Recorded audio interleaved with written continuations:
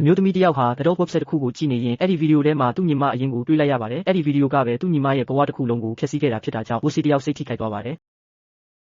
ဝစီဟာအဲ့ဒီ website ထဲမှာ undercover cop အဖြစ်ဝင်ရောက်စုံစမ်းနေတဲ့ William ကိုအကူအညီတောင်းလိုက်ပါတယ် William ဟာဒီလိုဗီဒီယိုတွေကြောင့်မိသားစုတွေဘယ်လောက်ထိနစ်နာဆုံးရှုံးရတယ်ဆိုတာကိုကိုယ်တိုင်မြင်တွေ့ထားရပါတယ်အဲ့ဒါကြောင့်သူဟာသူ့ရဲ့အလုပ်ကိုင်အန္တရာယ်ရှိပေမဲ့အဲ့ဒီဗီဒီယိုဖိုင်ကိုတိတ်တဆိတ်ဖျက်ပေးလိုက်ပါတယ်